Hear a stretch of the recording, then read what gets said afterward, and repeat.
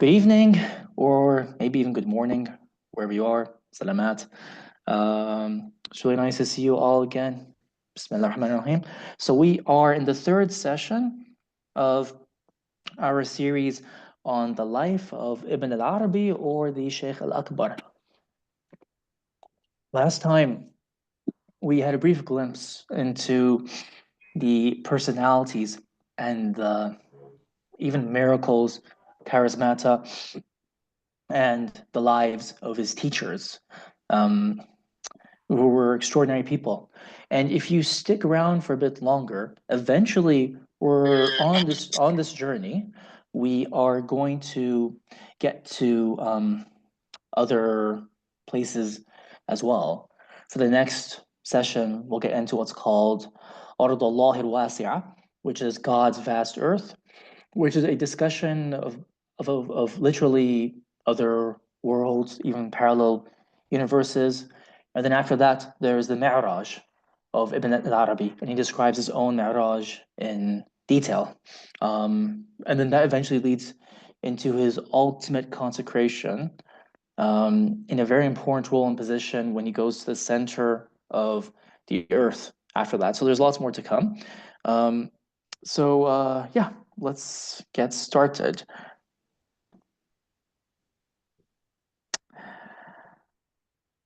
So last time we looked at his teachers, right? Well, from the beginning, the very beginning of his path and his vocation, and one might even say even from pre-eternity, Ibn al-Arabi's spiritual vocation appears to have been carefully guarded and protected by the awliya, and in particular, the individuals who might be called the solitary ones, the afrad. And like guardian angels, they were present all along, excuse me, they were present all along his route, everywhere and at all times, at every bend and every stopping place, whether it be from Jesus, excuse me, whether it be from, sorry, it's the next one, uh, whether it be from Jesus, who occupies the position in his hierarchy of what is called the Imam of the right, or whether it be Khidr, whom he met and helped guide him, who is the fourth pillar, including the dream of the person who told him to not affiliate himself with any particular madhab or strictly attach himself to only one particular sheikh because God has taken him under his own charge. Um, the awliya of Sevilla, who are the malamiya, the blameworthy ones, have instructed and trained him and guided him. And everything comes to pass just as if the solitary ones, the afrad, had assembled or reassembled to form this impenetrable barrier around the young Andalusian. So it's like they're forming like a protective barrier around him in order to protect this young murid, this young seeker, since they must have suspected and sensed that there was something special about him. And hence we come to the vision and dream he has of this Sheikh al-Qabaili, whom we saw last time, but it's worth recounting the same dream. And so it was in the company of such men that Ibn al-Arabi had a vision in Qurtuba in 1191, when he was roughly about 25, 26 years old. So he says, one day I left the company of the Sheikh and returned to my house, the Sheikh being in good health. And of course, that night, these hordes and multitudes of men dressed in resplendent, beautiful clothing descend from the heavens. And one of them in particular speaks to him. And he's wearing these magnificent clothes. And that is the Prophet Hud, alayhi salam. And then these are all the prophets who come down from Adam to Muhammad in order to visit Qabaili, since he was in his final illness. And then he passes away a few days later. But that's not the only reason they came down to see him. It appeared that they also descended for some other purpose. At first, we're not really sure what it is, right? But then the students of Ibn al-Arabi give us an idea later on of why they came. Now, there might be another dream we may need to connect to this one, but scholars are not entirely sure if they are connected or not, but it's worth bringing up. So Ibn Arabi has another vision, and this is a vision of the Day of Judgment. And we learn from this vision about what is his role on the final day. That, in particular, uh, being the role of an intercessor, a shafi'ah, in particular for his family. So then he tells us, I saw in a vision that the resurrection had taken place. People were rushing forward. Some were clothed, others naked. Some were walking on their legs, and others on their faces, just like it's been recorded in the Quran and Hadith. Then God came in the darkness of thick clouds, accompanied by the angels. They placed the they placed the throne to my right. While all this was happening, I experienced no fear or anxiety or fright. Then God placed his palm upon me to make me know what my situation had been in this low world. Thanks to the authentic prophetic narration, I understood his intention and said to him, Lord, kings demand accounts of their subjects because they are poor and need what they take from them for their treasury. So normally a king demands accounts because he needs money from his servants. But you are rich because you are the eternal and the infinite. You don't need anything. So tell me what you will add to your treasury by demanding accounts of created beings. So then God smiled and replied, What do you want? I answered, Authorize me to go to paradise. He gave me his authorization. Then I saw my sister Saad. I said to him, And my sister Saad. He replied, Take her with you. Then I saw my sister Ala. I said to him, And her as well? He replied, Her as well. I said to him, And my wife Abdurrahman. He replied, And your wife Abdurrahman. And I said to him, And Khatun Junan. He replied, And Khatun Junan. I said to him, This is taking too much time. Let me take all my companions and relatives whom I know, as well as everyone else whom you wish. He answered, Even if you were to ask me if you could take all the people of the station, I would let you. The people of the station means really Ahl al-Mawqif, because there's a hadith to the effect that on the day of resurrection, there are 50 muwaqif that people go through before judgment. And each mawqif is 1,000 years, so the day of judgment lasts for about 50,000 years. I then remembered the intercession of the angels. So in other words, I would let you take everyone if you wanted. But then I remembered the intercession of the angels and the prophets, and out of respect for them, I only took with me everyone who fell within my gaze. God alone can count them. Those whom I knew and those whom I did not know. I made them go in front of me, keeping behind them so as to prevent them becoming lost on the way. So we learn about his sisters from this vision, and it's just interesting to see how there's this intercession he has for the women in his family. So this is a momentous event in sacred history, and it's up to Ibn al-Arabi to travel through his journey, complete it, and assume the function he was destined to hold. So just before we move on to Ibn Arabi's first time traveling outside of Andalusia, so eventually he's going to travel to Tunis, right? But just before we do that, I want to take a look at one of his most famous teachings that he's best known for, right? So it's two things. It's the function of being the seal of sainthood, and it is wahdat al-wujud. So the first vision wasn't just about Qaba'ili. The momentous gathering is important for another reason, which Ibn Arabi doesn't tell us directly, but his students tell us that the prophets also gathered to announce the coming of the seal of sainthood. So this is the Khatam al-Awliya, just as there is a Khatam al-Anbiya, a seal of the prophets. There's also a seal of sainthood, Khatam al-Awliya. But the function of being Khatam al-Awliya is shared by um, two people, really. So the right, there's only one individual in the history of humanity that receives the Muhammadan heritage in its entirety, and it is upon this supreme heir of Muhammad that the privilege and responsibility of fully assuming sainthood falls upon. It is this individual who is charged with the duty of being the unique, complete manifestation of the hidden face of the Prophet Muhammad, the face of sainthood that his authority as prophet kept hidden. The death of this heir of the Prophet will close direct access to Muhammad's heritage. So he's consequently the seal of Muhammadan sainthood.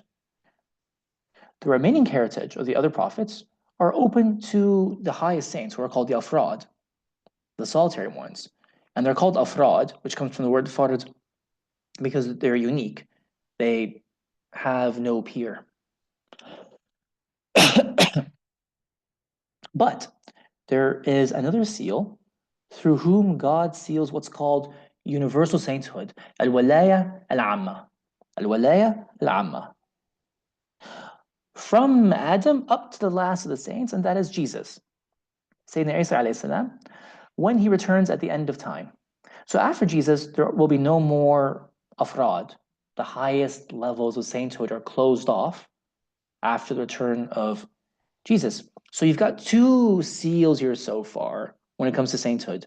The Khatam Walay Muhammadiyya, the seal of Muhammadan sainthood, and you've got the Khatam al-Walay al-Amma, which belongs to Jesus.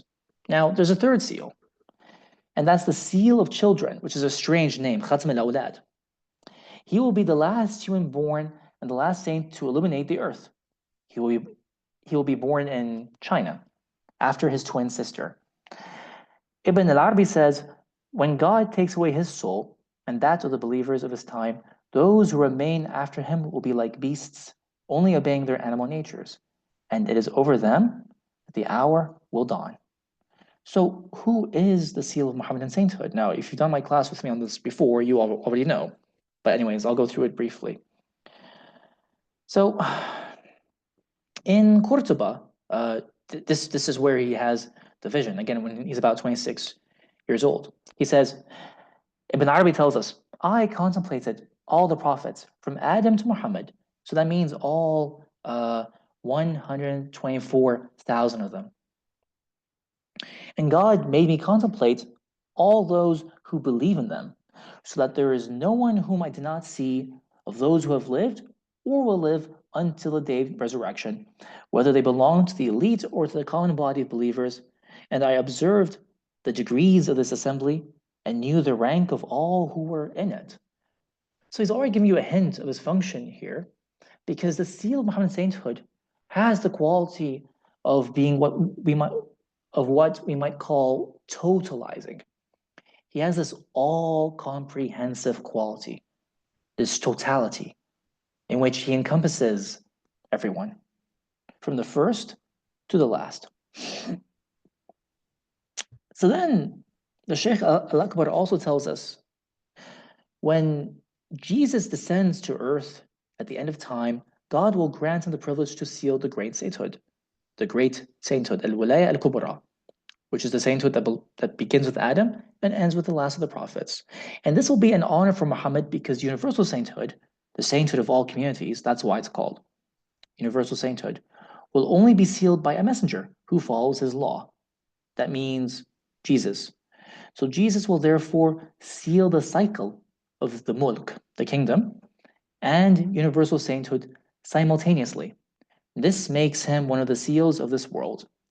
As for the seal of Muhammadan sainthood, who is the seal of the sainthood which pertains specifically to the community that is Muhammad's in the mode of appearance, Jesus himself will be placed under the authority of his position.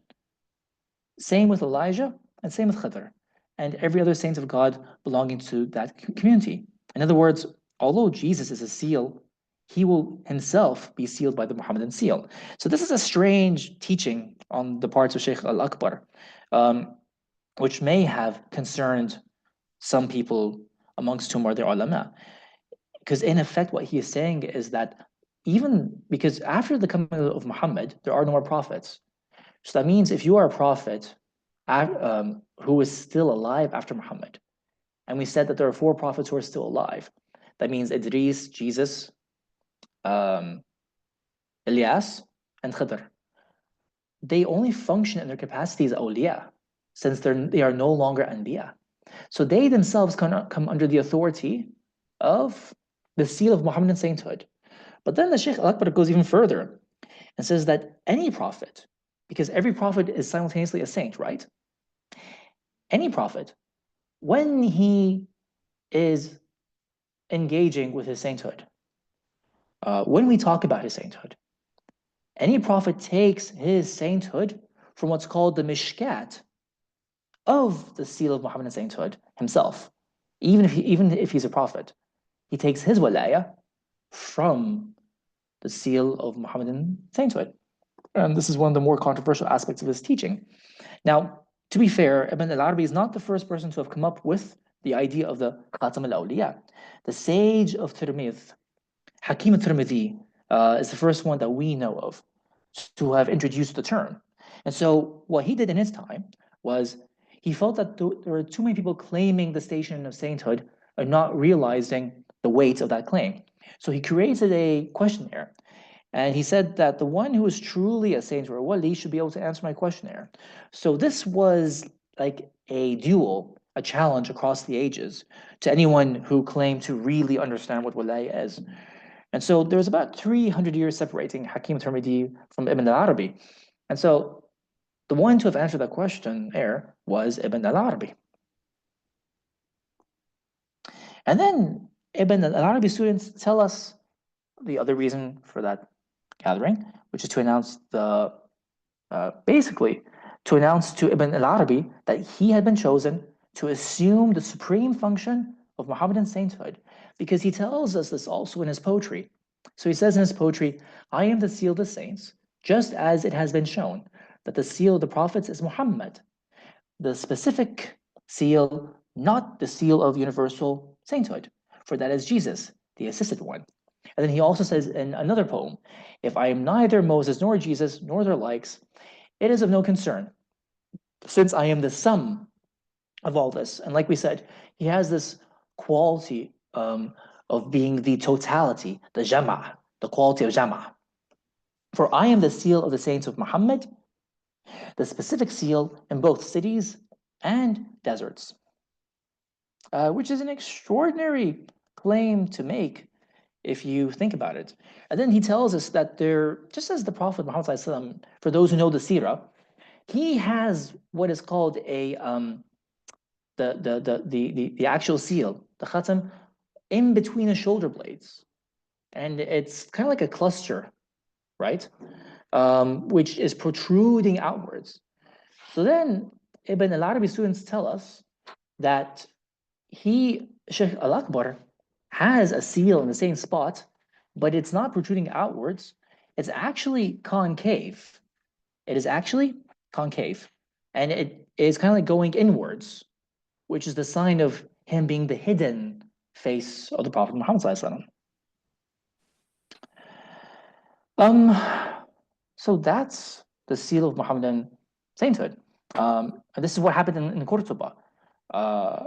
This kind of like a vision announcing his election to that role. Now, he doesn't exactly assume that role until later on. So that vision is just an announcement. Now, this subject, which we're going to come to, which is the Wahdat al-Wujud, is actually connected to his role and the vision. And this is the reason why. In that vision, it is significant that the Prophet Hud ﷺ was the only one who spoke to Ibn al-Arabi.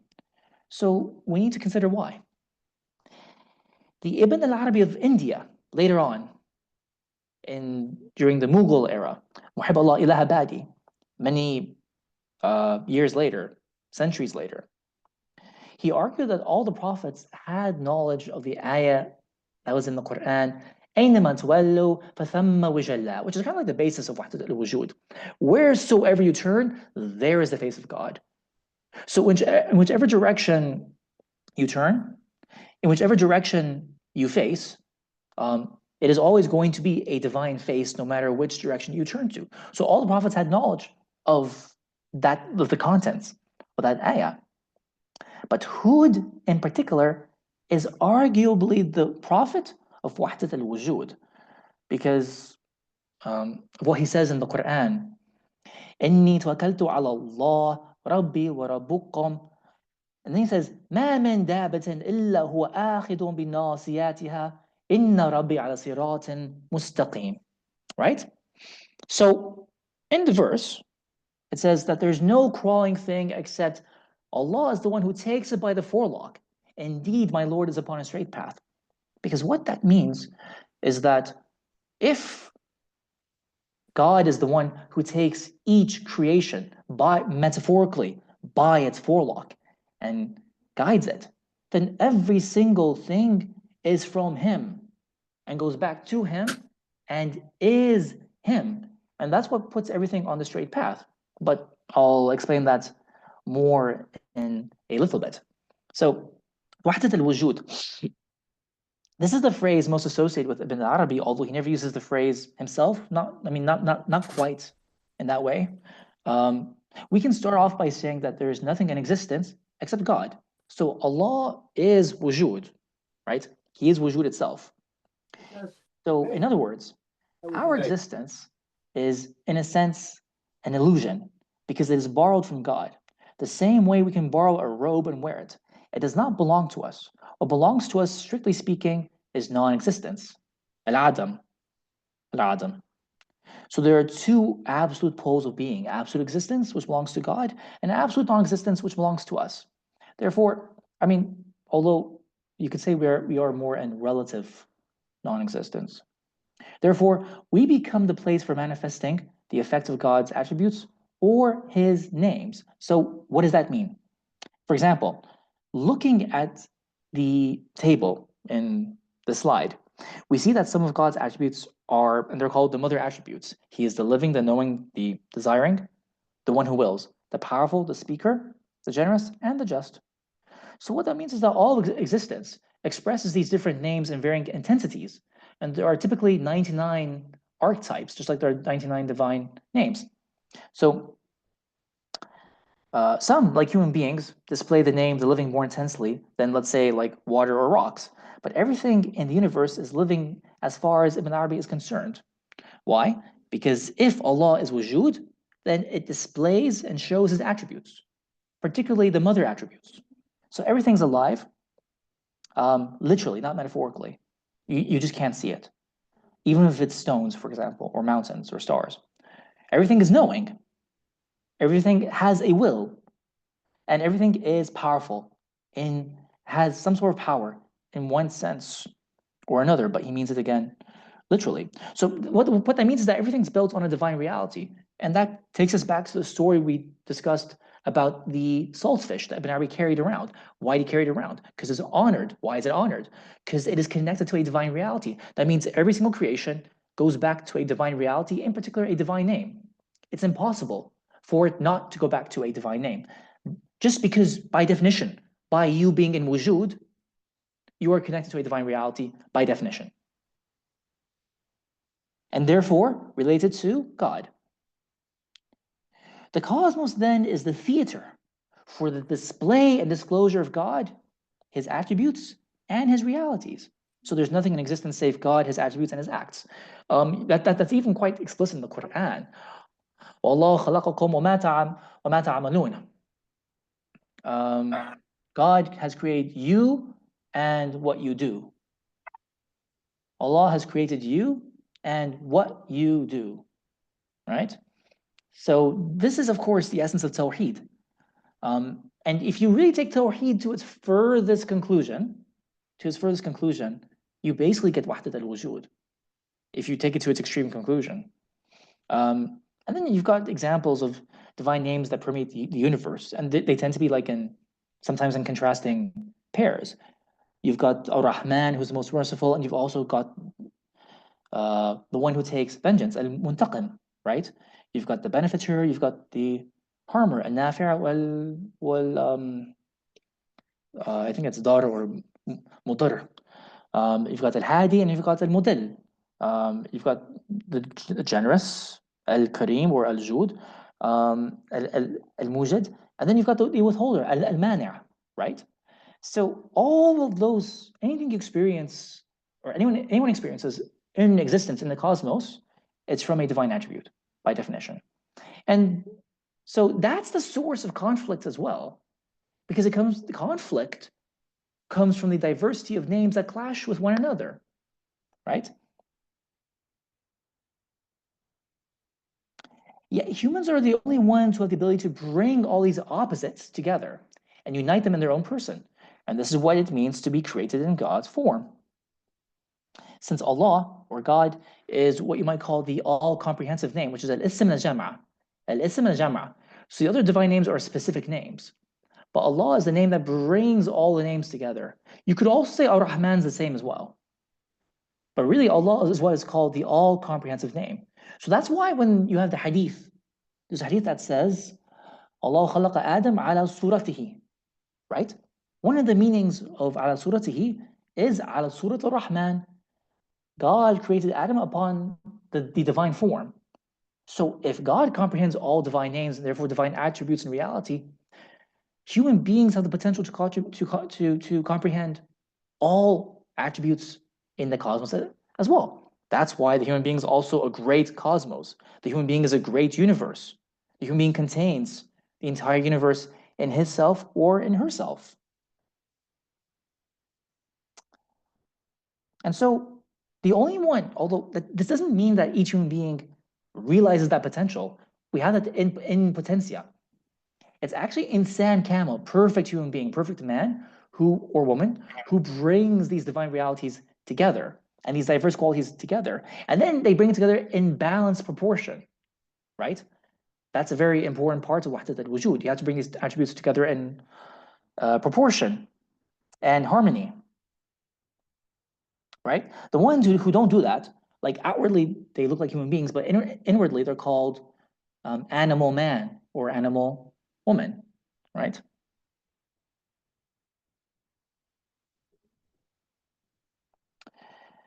So that's why if every attribute belongs to God, in some sense, the path everyone takes is straight, which is a bit of a contradiction.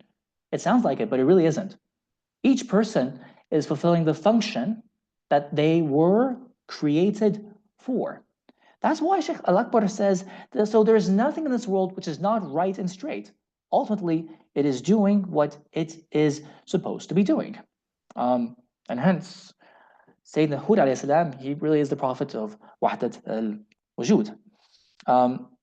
It is a divine name that takes each creation. So each person is led by a divine name.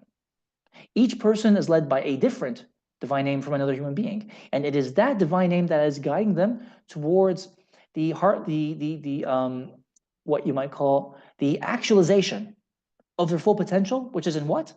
Their immutable entity, their ayn athabita, their ayn athabita. So if you ask, how can a crooked path be straight? Sheikh Al-Akbar gives you an answer. He says, well, look, why don't you consider the bow? You know the bow and arrow? It may be that in reality, crookedness is straightness, like the straightness of a bow.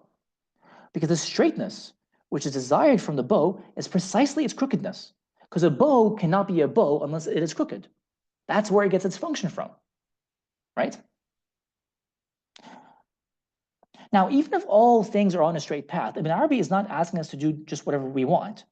His mission is to make you avoid the narrowness of limited human potential and also the suffering that comes from that. But nevertheless, it is a fact of existence that all things are in some manner on a straight path. And this is why he generally has like a positive view on human nature and on the cosmos, generally speaking. Um, so before we move on to Tunis, it'll be good to take a quick look at the broader scope of the Sheikh Al Akbar's education. We saw his Sufi teachers, right? But he also had very formal, what you might call not school teachers, because he didn't go to a school, but he had very formal teachers who gave him a formal education, right? And I think this is like a really good point to bear in mind, because we can talk about Sufis and Wahdat al-Wujud all we want, but it's really important to remember that Ibn Arabi was brought up in a very traditional Islamic context. He still learned the ulum diniyah, right? Just like anyone else. And that's really important to bear in mind. So, for example, he has memorized what are called the sab'a qira'at, the 7 recitations of the Quran, which are known. And he's taken it from more, he's taken what's called his isnad, right? He's taken more than one sanad. He has more than one chain of transmission. And then he would devote himself, especially to the teachers of hadith. He spent the rest of his life focusing on hadith, right? If you remember the vision of the Prophet Muhammad, when the messenger Rasulullah embraced him and he said, "Oh, my beloved, stick to me and you will be safe." That was Ibn Arabi's cue. He said, that's what motivated me and impelled me to take this study of hadith very seriously. So this is an example, right, of the transmission of the different qira'at, right? Because one of his teachers told him a story. And so Ibn al-Arabi said that from one of the other recitations, I recited Sirat from Surah Al-Fatiha, Sirat Mustaqim with a sin, Sirat al-Mustaqim, which is another reading, right? So then his teacher told him, one of the transmitters of Arabic words asked one of the Arabs, al-Arab, how do you say it? This particular word. Do you say saqara or do you say sakara? Right? He's talking about the salt in the scene. And so he replied to him, I do not know what you're talking about, but imagine you're asking about zaqara with a z, uh, with a zal. So he said, hence he added for me a third word which I did not know about. And like I said, he really focused on the study of hadith. In particular, his masters would tend to be Maliki, from the madhab of Imam Malik, since the Malikis were the majority in Andalusia. So he studied with major muhaddithun. Of course, we won't go through each one, but you can just see from that list that he took the studies and his studies and the study of hadith very seriously. And so we can trace the transmission and the transmissions of his memorization of the different hadith books to each teacher quite precisely, right? Whether we're talking about Sahih Bukhari, Muslim, or whether we're talking about the Sunan of Tirmidhi or the Sunan of Abu Dawood, right? And then there's also the transmission of tafsir and sirah, and especially fiqh. He took his studies in fiqh very seriously. And he used to hang around judges as well. So it's obvious that he knew these works very well, and he had like around maybe 60 teachers he took hadith from. And he even quotes extensively from the Sunan of Bayhaqi and Tabarani, right? That aside, he was also a man of adab and adab, which means he memorized poetry. He knew the pre-Islamic poets, the Jahili poets. He memorized their poetry. He knew Jahil, who was a major literati. He knew Abu Tamam. He memorized, of course, Abu Nawas and Mutanabbi, and Mutanabbi as well. And just from that list, from his contemporary companions, you can see he used to hang around poets and writers, even a doctor as well, poets and judges, linguists, philologists, grammarians, some mutakalimun. And I think even this last one, Ibn Zuhr, is the grandson of the famous Ibn Zuhr from Sevilla. But this Ibn Zuhr was more of a poet, and his grandfather was a famous doctor of Seville. He even knew historians, he knew geographers, and he traveled with Ibn Jubair, who was the traveler of his age, the explorer of his age. And it goes without saying that he knew the classical works of Sufism. And the Sheikh Al Akbar, he used to read the Risal Qushayriya so much that, according to one writer, he was nicknamed Al Qushayri, right? Which is a major work of Sufism. That was the book he was reading with the Sufi Al Qumi when he said, "My bones used to shake like leaves in the wind." That was the book he would read with him on the mountaintop. And then there's Ibn Hazm. Ibn Hazm founds the Zahiri school, which is a different school of law, which is very different to, like, let's say, the Maliki school. And so Ibn Hazm, he establishes a madhab, him and Dawood al-Zahiri, right? And so Ibn al-Arabi has this vision of Ibn Hazm. And this is the vision. He says, I saw myself in the village of Sharaf near Seville. There I beheld a plain on which rose an elevation. On this elevation, the Prophet Muhammad stood, and a man whom I did not know approached him. They embraced each other so violently that they seemed to interpenetrate and become one person. Great brightness concealed them from the eyes of the people. I would like to know, I thought, who is this strange man? Then I heard someone say, this is the Muhaddith, Ali ibn Hazm. So great, I thought, after I woke up, is the value of hadith. I had never heard of Ibn Hazm's name before. One of my sheikhs whom I questioned informed me that this man was an authority in the field of hadith, but he was obviously a faqih as well.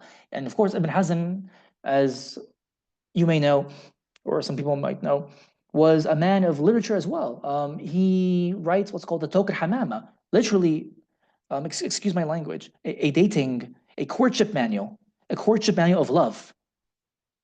How to court someone you are in love with, and all the things that come with that, like having friends who help you.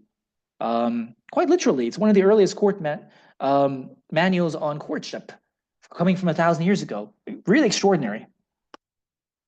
But we shouldn't really conclude from that he was a student of Ibn Hazm. Because remember, there was someone who came to him in his dream, and we saw in the last session, and who's probably Abu Muhyiddin, who said, do not attach yourself to any one particular teacher. So Ibn Arabi confirms that. And he says, I'm not one of those who says, Ibn Hazm said this, or Ahmad ibn Hanbal said that, or Abu Hanifa said this. And they made me a disciple of Ibn Hazm. But I'm not one of those who says Ibn Hazm said. No, and neither am I one of those who invoke the authority of someone other than him. So in other words, what I guess some scholars have concluded is that he's a mujtahid mutlaq. A mujtahid mutlaq. Someone who had the ability and the learning, really the erudition, to establish his own school of law. And it has a name, it's called the Arabi school, the Arabi madhab.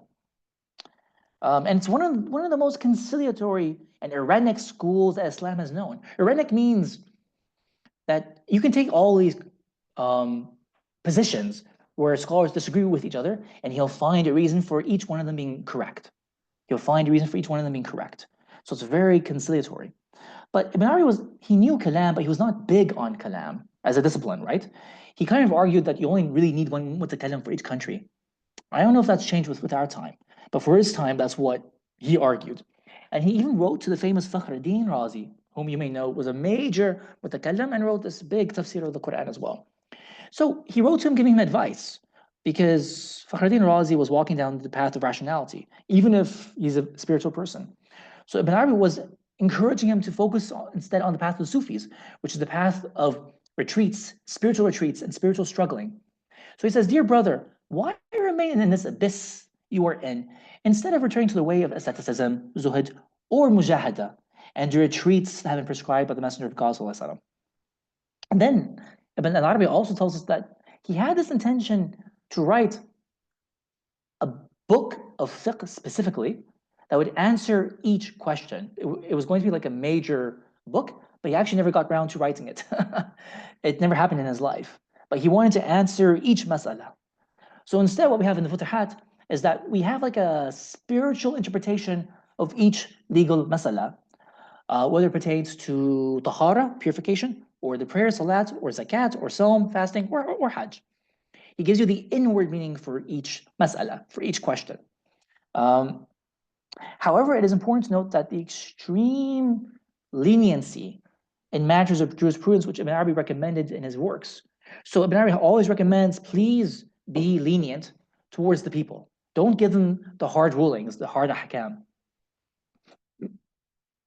He complains that, for example, if you're a Shafi'i, then one of your teachers will tell you, don't go looking for a rukhsa for a Hanafi, and vice versa. He says that's wrong. So that's what used to happen in his day and age. Maybe that was a different time from the one we're living in. But he very much hated stringency in jurisprudence. So he says, nevertheless, even if he was lenient, when it comes to his students should be hard on themselves. That was his path. So he says, I trust I am one of those who fulfill their commitment to God and never betray a pact, a mithaq. It is toward this that I guide men, and is upon this principle that I train my disciples. I do not allow anyone to whom I transmit my teachings to betray this commitment, regardless of how small or large its benefit will be. So if you're his student, then he won't allow you to do that. And just a nice way of rounding off the section, right, is, again, just to recap, really the beautiful way he approaches people, right, who are human beings. So he takes a wide definition of what makes up a scholar. Even those individuals who struggle with their own personal demons and addictions. So this scholar was someone who used to drink, and he couldn't stop himself from drinking. So this is what Ibn al-Arabi says. He says, someone firm in his religion told me about a man who was a legal scholar and a theologian who was a profligate of nafs. He was basically sinning against himself. He said to me, I came upon him in a gathering where wine was being circulated, and he was drinking with the rest. The drink was finished, and it was said to him, send someone to fetch us some more drink. And he said to him, I won't do it. I have not decided upon disobedience completely. Because for me, between the cups, there is a turning for forgiveness. And I do not wait for the next cup. So when the cup gets in my hands, I wait and ask whether my Lord will give me success, and I will leave it, or he will desert me and I will drink it. So Al-Arabi says, like this are the ulama. May Allah have mercy on them, right? Because he was being true to himself. He wasn't being a hypocrite.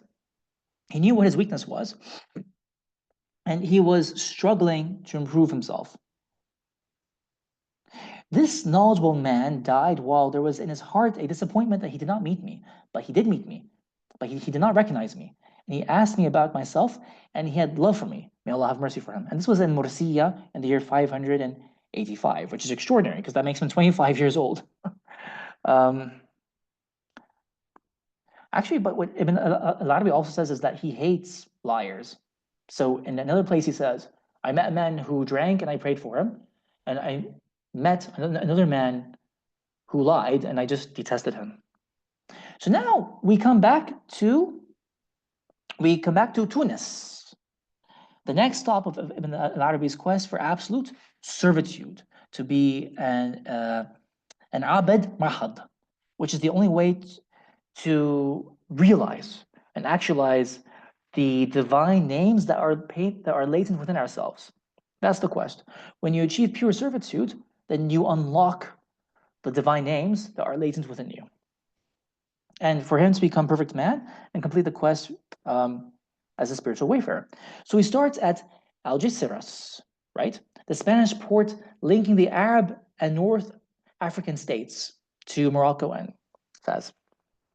So he says, when in Andalusia, I arrived at the Mediterranean Sea, and Ibn Arabi is now talking to a student who is named Sadruddin al-Qunawi, whom we'll come back to later on. But Sadruddin al-Qunawi is his stepson. His father passes away, who's a major scholar, and he is actually an important figure in the court of Sultan Taykusra, and his son Izz-ad-Din Kekaus from the Seljuks. So this is later on. He passes away, and Ibn al-Arabi marries his wife and takes Qunawi as a stepson. And Qunawi is going to become one of the most important transmitters of the legacy of Ibn al-Arabi. So, Ibn al-Arabi is talking to Qunawi here. And he says, when in Andalusia I arrived at the Mediterranean Sea, I resolved not to make the crossing until I had been allowed to see all the internal and external states that God had destined for me until the time of my death. So I turned towards God with total concentration and in a state of contemplation and vigilance that were perfect. God then showed me all my future states, both internal and external, right through to the end of my days.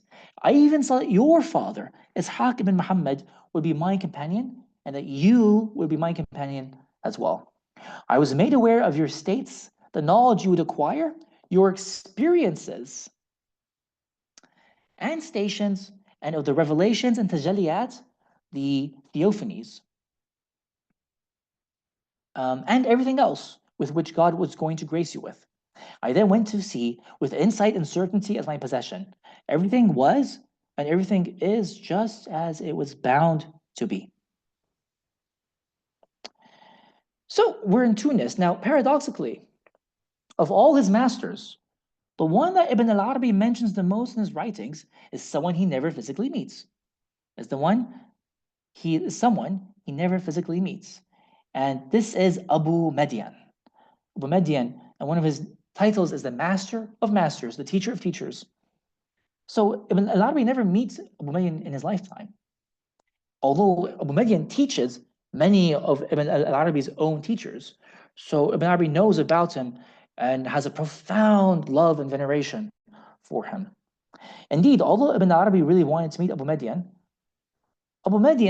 sent someone to tell him, tell Ibn Arabi that as far as meeting together in the spirit, that will happen, all well and good. But as for meeting in the flesh in this world, God will not permit it. Let him, however, rest assured the time appointed for him and me lies in the security of God's compassion. And this was again when Ibn Arabi was about 25 years old. Almost 3 years later, when Abu Madian passes away, so when he's roughly about 28, Ibn al-Arabi abruptly leaves for Tunis with his father. So actually, Ibn al-Arabi's father accompanies him to Tunis on this journey to visit Abu Madian's most famous student, Abdulaziz Mahdawi. Now, Abdulaziz Mahdawi is an extremely important figure, one of the most preeminent students of Abu Madian, such that Ibn Arabi dedicates his magnum opus, the Futuhat al-Makkiyya, to Abdulaziz al-Mahdawi. And he also dedicates the Ruh al-Quds, the book that talks about his teachers, to Abdulaziz Mahdawi, which tells us something about his love for this master. Now, soon after he landed at Ceuta, if I'm not mistaken, is a port on the northwest side of Tunis. So soon after he landed at Ceuta, he begins his first tour of the whole Maghreb. Now, he comes across a judge of Ceuta, and his name is Abu Ibrahim bin Yaghmur. And there was this bond of friendship that was forged between him and Ibn al-Arabi, who praises him in the Futuhat for his exceptional integrity. For the Shaykh al-Akbar, this judge represented the perfect example of a just governor. Anger had no hold over him, and when he punished and applied the legal penalties prescribed by the Sharia, he acted solely out of obedience towards God and out of mercy towards the guilty party, who in this way was purified of his wrongdoing. So this is like a really important point, because we tend to take it personally when applying a punishment on someone, even if it's the court applying the punishment. But it's not our business what happens to the one being judged. Again, it's not our business. The goal of the law is to purify the one doing wrong. So once the penalty is applied upon him, even if it's just jail, when he leaves, he's purified, right? So you should deal with him as someone who is now purified of his wrongdoing. So this, Ibn al-Arabi tells us, was how Abu Ibrahim behaved, a man who wept abundantly, meditated intensely, and practiced dhikr unceasingly, and he used to do what's called musalaha, between enemies. And so he would let enemies be reconciled together and bring them back together and resolve disputes, which is really the true value of a judge, or that should be his role, right? Now, between Ceuta and Tunis, Ibn al-Arabi stops at Tlemcen, right? At Tlemcen, Ibn al-Arabi meets a saintly man called Tartusi, who criticized Abu Median for some reason. So at once, Ibn al-Arabi, whose veneration for Abu Median knew no bounds, formed an aversion towards this man.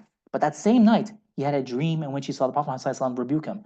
And this is a fantastic story to really end sectarianism, to put a stop to sectarianism. I think it was Khadija who asked me this question, if I'm not mistaken, maybe like a couple days ago, um, about disliking people from other ways of believing, right? Well, this is the story for it. So the messenger of God, sallallahu alaihi wasallam, asked me, "Why do you hate so and so who is Tartusi?" So then Ibn al-Arabi replied, "Because he hates Abu Madian." So even Ibn al-Arabi was prey to these kinds of very human feelings, right?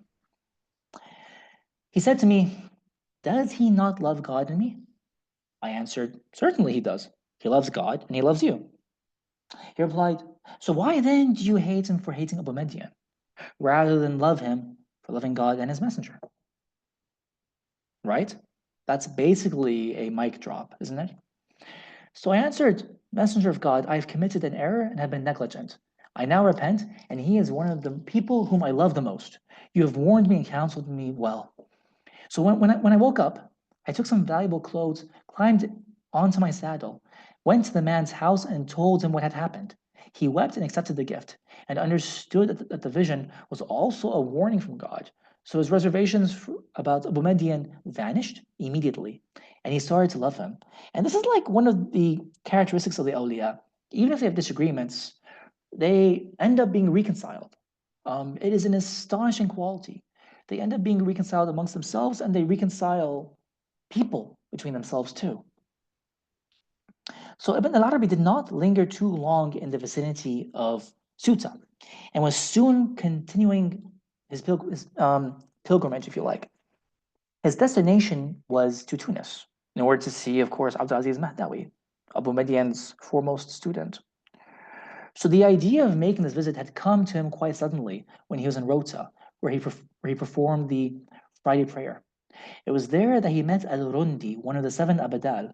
And if you recall, we also talked about him in the last session as well. He's one of the ones who had a pillar of light emanating from his body when he slept. He told me many things, and he's the one who cursed a man who died from the curse, and he regretted it ever since. He told me many things and promised me that I would meet him again in Seville. I stayed with him for 3 days, then left. He predicted to me in detail everything that was to happen to me after we separated, and everything came to pass just as he said. So the first time Ibn al-Arabi actually meets al-Mahdawi and stays with him, it's actually an awkward meeting. It's a very awkward meeting. He relates in a tone which would seem to betray some bitterness that at the time of his first stay in Tunis in 590 of the Hijri year, um,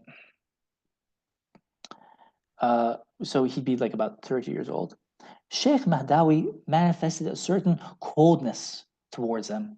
But, he adds, I forgave him because it was my outer state and the evidence of my appearances which led him to do so. I had in fact hidden both from him and from his disciples what I really was by adopting an external manner of behavior that which was atrocious. What did he do? He started reciting this poetry. One of the lines was, I am the Quran and the seven repeated ones. What's that? He said, I am أنا القرآن والسبع المثاني. What's سبع المثاني? That's the Fatiha. So he said, I am the Quran and the Surah Al-Fatiha. Because when the Quran mixes with your flesh and your blood, this is like in the prayer of Abu Bakr Siddiq, you become the walking Quran. So he was letting, so Ibn Arabi felt inspired to recite those verses in that gathering, probably out of love for Mahdawi. But there's another interpretation offered by Claude Audas in which she says it was actually to hide who he really was, because he was actually more than that. So then Ibn al-Arabi, he defends himself and he says, by God, of those verses that I recited, there's more, but I didn't put it down. There is not a single one which I did not hear as if I was dead. So in other words, it wasn't coming from me. In all that noble gathering, there is nobody who perceived me as I was in reality, with the exception of Abu Abdullah ibn al-Murabit, but his perception was only very vague because he was still overwhelmed with confusion about me. Then there was the other sheikh, the old sheikh, Jarrah. And so when he's writing about this, he had passed away at the time. Not the time, but at the time of writing this. So he says, Allah yarhamu. We had revealed ourselves to each other mutually and voluntarily during a sublime meeting. Who is Sheikh Jarrah? He's actually Mahdawi's teacher. That's why he calls him old Sheikh, the old teacher, Jarrah. He was the teacher of Abdulaziz Mahdawi. His name is Kinani al-Jarrah.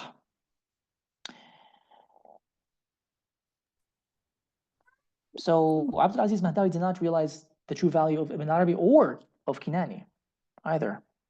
So then Ibn Arabi tells us, when I went to visit Kinani, I made the journey barefooted, despite the intense heat, following the example of my two sheikhs, Abu Yaqub al-Kumi, who's the Musawi sheikh we saw in the previous session, and Abu Muhammad al-Mawruri, who we'll come to in next session. When we had traveled half the distance, we met a man coming in the opposite direction, who said to me, in the name of God, the sheikh told me to meet you and tell you to put on your sandals again, because he knows of your intention to visit and has prepared some food for you.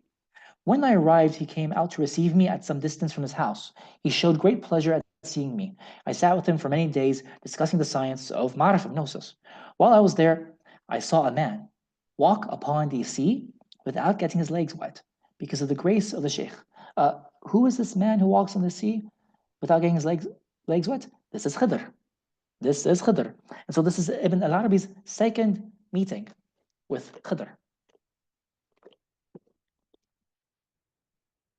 I was in the port of Tunis on a small boat at sea when I was gripped by a pain in the stomach. While the other passengers slept, I went to the side of the boat to look out at the sea. Suddenly, in the light of the moon, on which that particular night was full, I caught sight of someone in the distance who was coming towards me, walking on the water. As he drew level with me, he stopped and lifted one foot while balancing on the other. I saw that the sole, is that the right spelling? Probably not. Anyways, I saw that the bottom of his foot, the sole of his foot, was dry. He then did the same with his other foot, and I saw the same thing. After that, he spoke to me in a language which is unique to him. He then took his leave and went off in the direction of the lighthouse, which stood at the top of a hill a good 2 miles away. It took him 3 paces to travel the distance. So in other words, he was doing what's called ta'i al-ard, khutwat and ta'i al-ard. Like he could walk long distances with just a couple of footsteps. Possibly he went to visit Sheikh Ibn Khamis al-Kinani, that's the old Sheikh, one of the great masters of the way who lived at Marsa Aidun, and from whose place I was returning on that particular evening. So it was also close to here at a place called Marsa Laqit, a coastal village to the northwest of Tunis, home of Ibn al-Arabi's teacher, al-Kinani, where al-Kinani walked on the same grounds as another high-ranking saint did. And we're about to finish off here. I once met one of the wandering pilgrims on the seacoast between Marsa Laqit and the lighthouse. The lighthouse was where his friend and teacher Abdulaziz al-Mahdawi lived and had a group of students. Ibn al-Arabi spent time with both of these masters when he stayed in Tunis. So, between Marsa Laqit and the lighthouse. He told me that on the same spot he had come across one of the saints, the Abadal, walking upon the waves of the sea. He said, I greeted him and he returned my greeting. This was a time of great injustice and oppression in the country. So I asked him what he thought of all the injustices that were happening in the land. He glared at me angrily and said, "What is that to you or God's servants? Don't speak of anything but that which is good." And then he also adds to that, although I should have put it in the slide, the divine names are busy seeking these people, which is none of your business. May God grant you help and accept your apology for this. Because the awliya don't like to backbite. They don't like to gossip.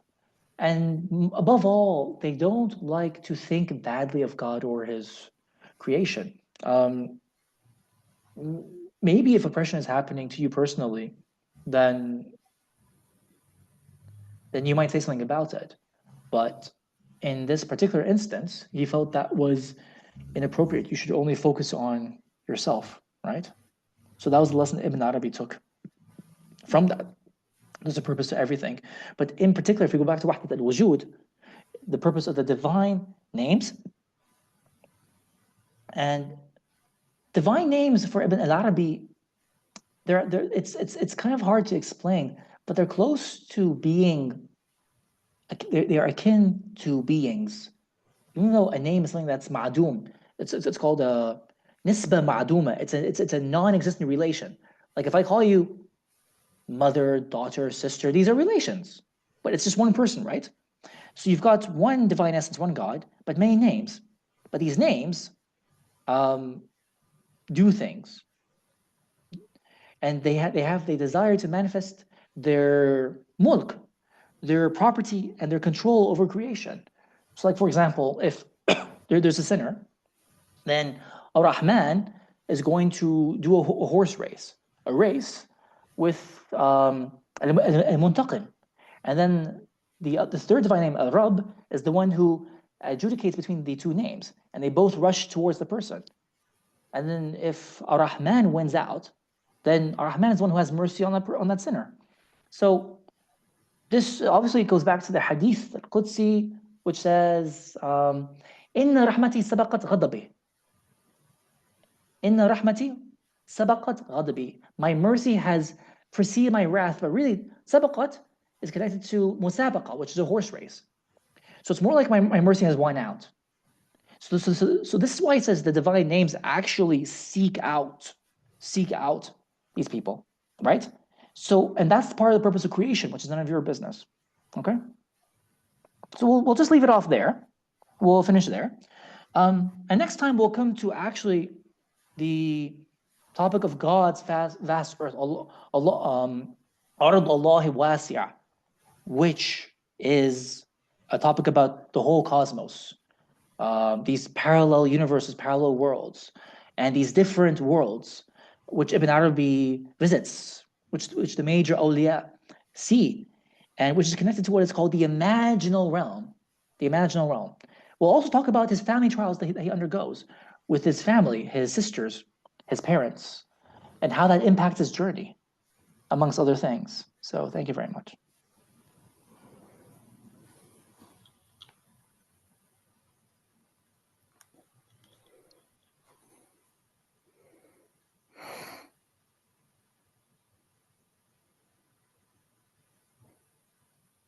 People are still here, right? Yes. Alhamdulillah, ya Rab. Good. See, Question. yeah. Go ahead. Okay, yeah, since you mentioned the last instance, I wrote in the chat, wouldn't it be our business if, and I quote the hadith of the Prophet ﷺ that says, believers are like one body. If one part of the body is feeling pain or something like that, the whole body feels it. Oh, totally. Totally. It's just the complaining that's not your business. But yeah, but wouldn't that be our business in a way? But and like why I don't understand one thing. It's in my culture as well. I'm Albanian. Yes. Sometimes when we ask, it just is perceived as a complaining act or something like that. And like sometimes it's just to understand the situation better. It's not maybe necessarily a complaint. And I don't know Oh, if this is similar in Ibn Arabi's culture in that context or not. Is that no, no, no, no. That's no, you know what you're saying is totally fine. That's totally fine. I think he's talking about something else. Like the man was complaining about things that were happening. It was like, why is this happening? Why is it happening? It doesn't mean you shouldn't take a concern to someone who's suffering and help them. mm, Yeah, that's something else. Um, I okay? think the particular saint got annoyed when the man was just kind of like complaining as if he's like saying, "Why is this happening?" So it's more to do with the purpose of creation. That's why he answered him in that particular manner. But I think what you're saying is totally fine because Ibn Arabi, of course, will also complain himself about things that are being done wrong or going wrong, and he won't stand for it. You're totally right. Thank you. City, Okay. there's a few Yeah, sorry, questions. Joshua, go ahead. Ilyas, did he already finish the Futuhat at this point in time? I'm not sure what point in time he's referring to, but Yeah, and what's okay. going on in the Islamic world already? This is such a good question. So, no. So, let me stop sharing so I can see people. MashaAllah. Okay. Sidi Ilyas. No, he did not finish the Futuhat this time. He actually wrote the Futuhat across a number of years, possibly decades, even. He only finishes the Futuhat later on in life, and then he's got two versions of the Futuhat. He finishes the second version of the Futuhat 2 years before he dies. So the Futuhat is this massive. It's not even a book; it's an encyclopedia. It's this massive encyclopedia, which I myself haven't finished reading. Um, and then the preeminent professor William Shidduch, expert on Ibn Arabi, was asked, why don't you just translate the Futuhat? And he said, I've only got one lifetime. It's a massive book. And then and his reputation by this time is spreading throughout the Islamic world, and he's well known, even by the age of 30. By the age of 30, he becomes a master who trains and gives training to disciples himself. So by 30, he's well known. Absolutely, yes. And his reputation spreads far, far and wide. Yes, definitely. Thank you, City. I think that Syed Ali has his hand raised, has a question. Bismillah. Hi, Dr. Faris. Thanks a lot for the lecture. Really appreciate it. This is my first class. Welcome. So excuse me if it's something that you guys elaborated on earlier on. But one thing that always confuses me when it comes to Asma Allah al-Husna and the dichotomies, how there are like these positive and negative attributes. Does that, in some sense, kind of mean within Ibn Arabi's kind of cosmology, there is no problem of evil? Like, because we mentioned, you know, how like Rahman, there's Rahman and then there's Muntaqam. In that sense, that is, I don't know how to phrase it, but is kind of like what we would consider evil or suffering. Is that just a negative attribute of the divine name? But yeah. Excellent question. This is a whole topic, so we'll keep it short, especially because my computer is dying. But evil is the absence of goodness. That's it. Evil is not a existent thing. Like if I talk about something that is good, it has a what's called a mustanid wujudi. It has a foundation in existence. Evil has no foundation in existence. It's just the absence of good, and therefore it is the absence of being and the absence of existence. That's all it is. Which is why, as you correctly point out, for Ibn al-Arabi, there is no true evil in reality, but in Sharia, of course, there's so in aql in our minds, through with our intellect and through the Sharia, there is evil. So that means we can still talk about evil in a very sensible way. Someone who does evil acts should be judged for them, right? Evil, horrible things. But in reality, evil does not exist because there are only divine names and there's only God. That's it. In the last analysis, you may not see that now, But in the next life, what's called when the veils are lifted, you see what was actually happening. And that God is the only doer of things from beginning to end. Thank you. Most welcome. Let me answer Reem and Sahar. Yes, if I don't see any other hands. So, Reem, can you please explain Al-Ayn Thabita? Okay. Maybe it's better if I do it in the chat, but Ayn Thabita translates to fixed entity and immutable entity. Because in Ibn al-Arabi's cosmology and his teachings, God doesn't make us who we are, not necessarily, which sounds a bit strange. He does create us. But there are what you might call predetermined realities that are determined in God's knowledge. So when he makes, like, let's say Abu Jahl a mushrik and he makes Muhammad a prophet, that's because in God's predetermined knowledge, he knew that Abu Jahl would be a mushrik and that Muhammad would be a prophet, because they have an essence. Abu Jahl has an essence and Muhammad has an essence. And a apple tree becomes an apple tree on this earth because it has an essence. That's an apple seed in God's knowledge. And the same thing with a peach seed and a orange seed and so on and so forth. So these are things that are known in God's knowledge from pre-eternity, right? Right? So these are the ayan athabita. The ayan athabita are like the essences that are known in God's knowledge of what you really are in reality. So us right now, I don't know what I really am. I'll know when I die. And you don't know who you are necessarily. Ibn al-Arabi is different because he asked to see all his states, his ahwal, who he was from beginning to end. But unless you're that person, we don't really know who we are. But God does. So he knows that through his knowledge of the ayan thabita, right? Which explains destiny and predestiny, because he only decrees and destines what you are according to what he knows of his knowledge of you. So this is why we say al-ilm tabi' al-ma'lum. Al-ilm tabi' al-ma'lum. Knowledge follows the object of knowledge. That's the ayn thabita. So Allah, if I may speak crudely, in his knowledge or in his mind, looks to the ayn thabita and says, this is what this person is, and so this is how he'll be created, because this is what he is. Fixed, what he is. And I can explain it again in the chat, because it's a big subject and it's a rather long subject. The ayn thabita is a term that's developed in kalam by the Mu'tazila, and then Ibn al-Arabi used this term for his own purposes.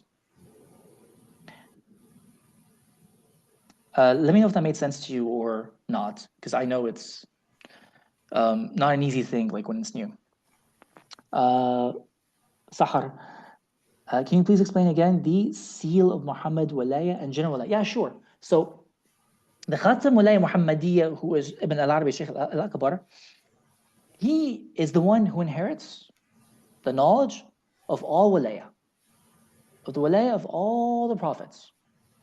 He inherits that knowledge. And he is the one who is responsible for guarding it, including the Walaya of Muhammad. That's his role. So he guards the Walaya of all the prophets. He knows it. And that means the knowledge of all 124,000 prophets with regard to their Walaya, not with regard to the Nubu'ah, because that belongs to Muhammad. That's his knowledge. So that's Ibn al-Arabi. So that means after him, there is no more Wali Muhammadi, who inherits the full inheritance from Rasulullah, because he's the one who inherits it fully. So after him, there's no one like that. But after him, you get people and saints who inherit the full inheritance from other prophets. Then after Sayyidina Isa, he comes down and he seals the Walaya al-Amma. There is no one who can attain and inherit from the higher maqamat. And these higher maqamat belong to the afrad. So that means it's like as time goes by, the attainment of Walaya just goes down and down and down and decreases. So now after the coming of Sayyidina Isa, the highest stations of sainthood are closed off. Now you've only got lower stations. And then you've got the third seal who's Khatm al-Awlad, and there's no human being after him after that.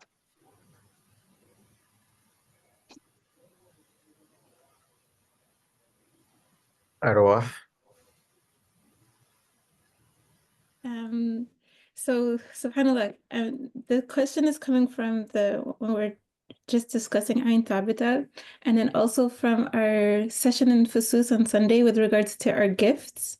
Yes. So I don't know how I might have to like write this in the chat to explain it further, but I was thinking like how we have some Nabi like Nabi Isa alayhi salam who at birth he presented his first miracle, right? Was defending his mother's honor, Maryam alayhi salam. So would like Nabi Isa know from like as a baby that like that is his gift, and like he knows like his makeup then, and then like for other prophets they have to go through their life like until like around like age 40 when they receive like their mission. Is it all building up towards knowing their makeup, and then for us it's like we have our lifetimes, or I'm still there was a question that was coming in my head and I'm just still processing. So he talks about that in Fas Sheath. So you're going to come across in Fas Sheath, but it's such a strange thing because if you know the hadith, كنت نبيا وآدم بين ماء وتين. I was a prophet when Adam was still between clay and water. So even before Adam was made, Rasulullah knew that he was a Nabi. Ibn al-Arabi says it's the same thing for Khatm al-Awliya. He knows that he's a saint before the other saints are made. That's pretty crazy, I know. He doesn't tell us which Khatm al-Awliya. I assume it's both. So that's pretty crazy.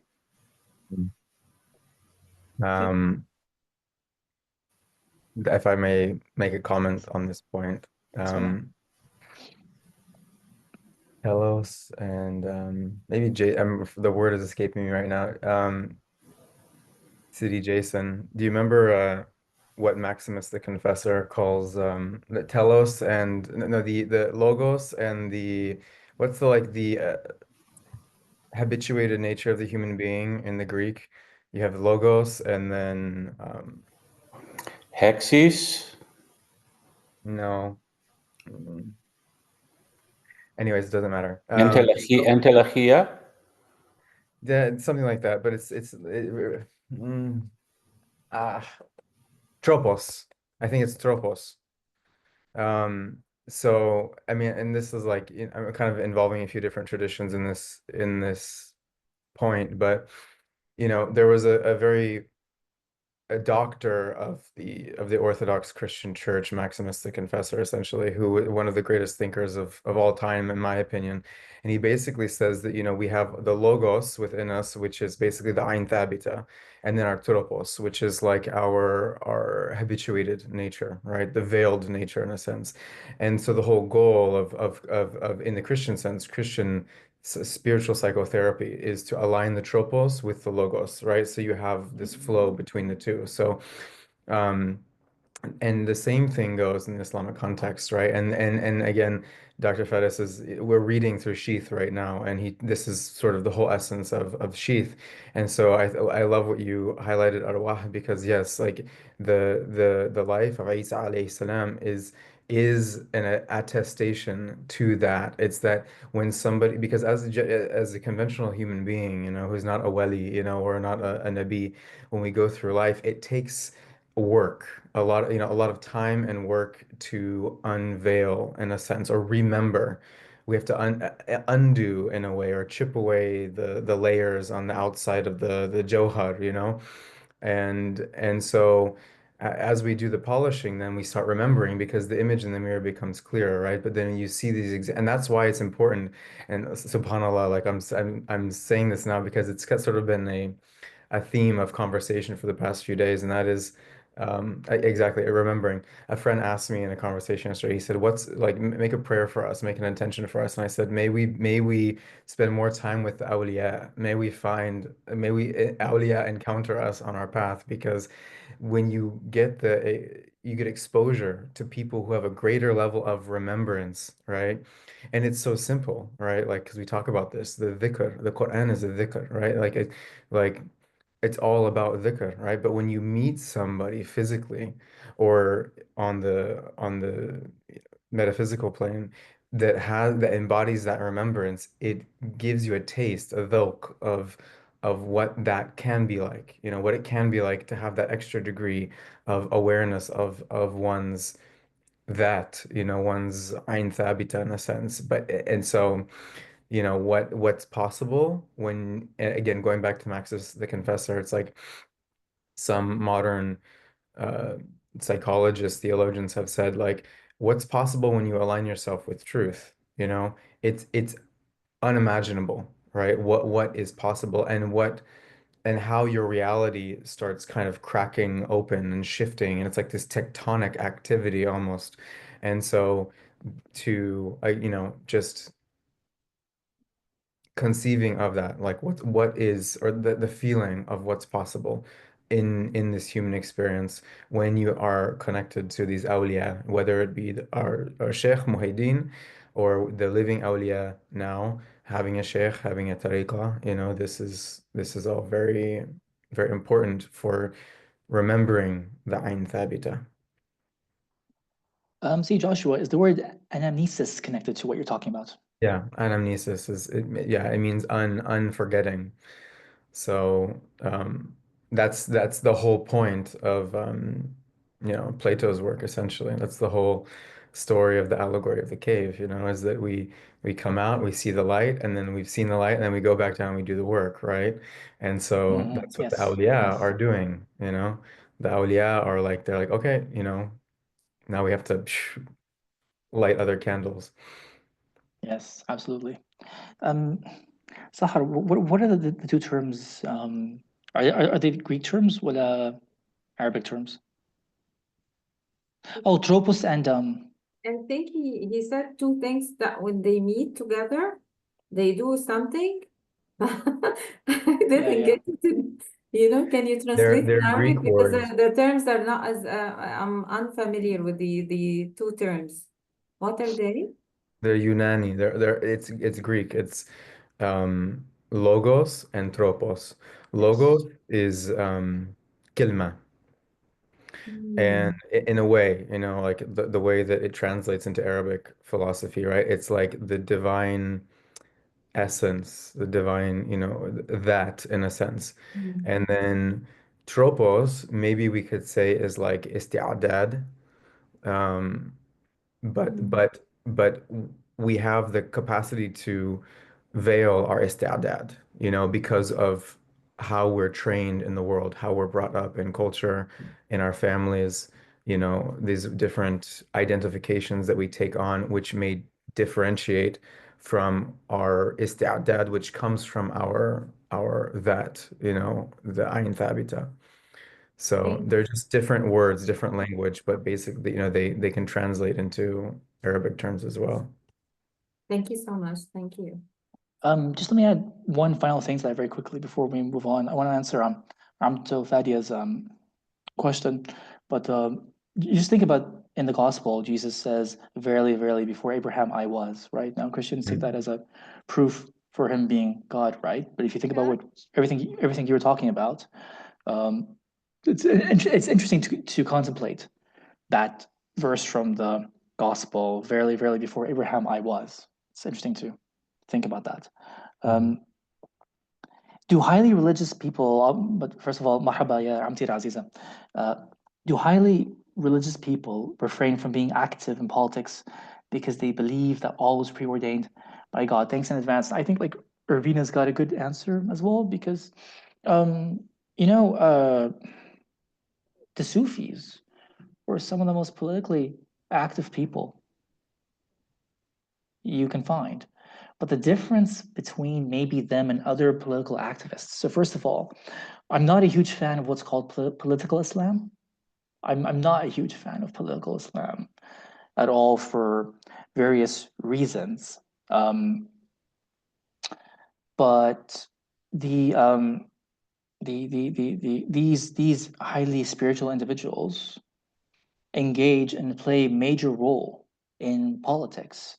And we're going to see that Ibn al-Arabi is involved in talking to rulers and sultans and giving them advice and judging courts as well. Ibn Arabi is going to do all that. Why? Because if you are going to aspire to the highest levels of sainthood, then you return to the people.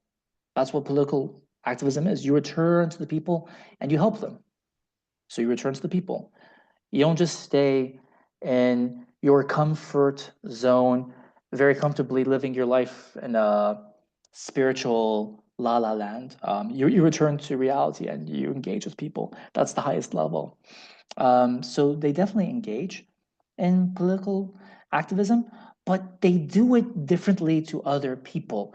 They do it with a sense of ma'rifah, and they do it with the tools of sainthood that they have adopted and learned, which really gives them a force, which is a forceful thing that they can work with. They're not just engaging empty-handedly or uselessly. They become a force to be reckoned with themselves. And there's more that can be said about that because that's a big topic. Sadia, we should end now because we're at time. If the final question, Sohail, thank you so much for the beautiful quote there from Mantiq al-Tayr and the rest. Please take your questions and put them in the WhatsApp chat for Sidi Faris to respond to. And on a final note, Sidi, Sohrawardi was one that was, so close in timing Oh, yes. with our Oh, Sheikh. yes. And as Hibba put in the chat, this whole notion of no good or evil, but gradations of goodness, right? And Sohrawardi, it was light. It was Ishraq, Hikmat al-Ishraq. So, and Sohrawardi, al-Maqtul, right?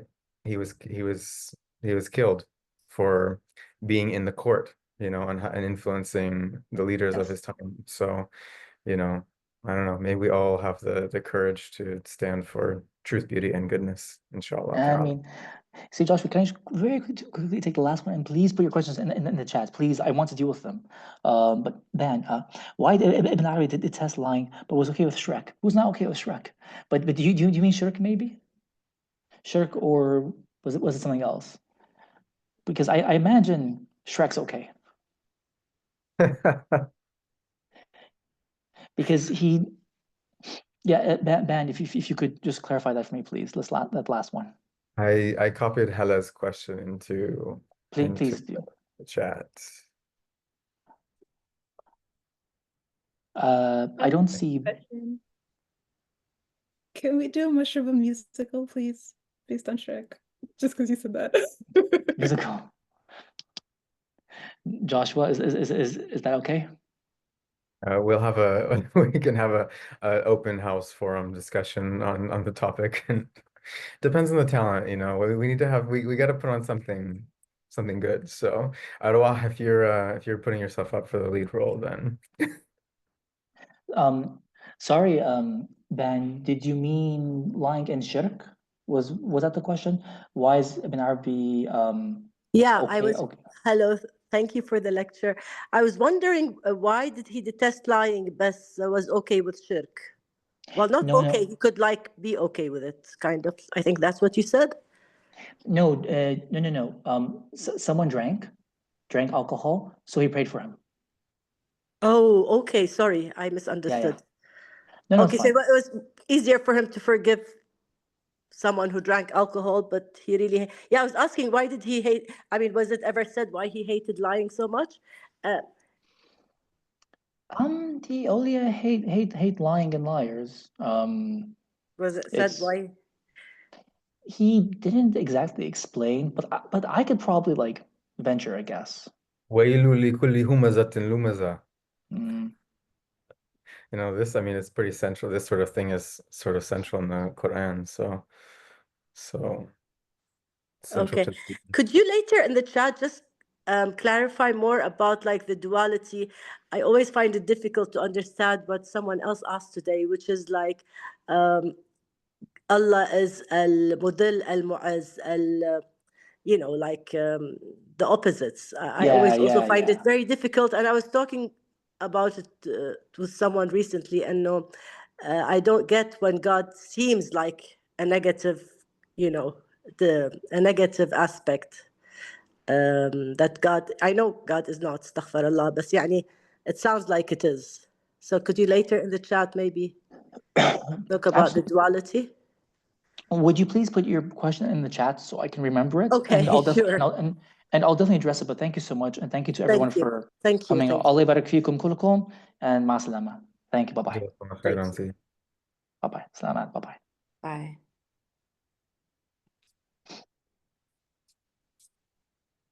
السلام عليكم جزاكم الله خيرا. Allah يبارك فيك.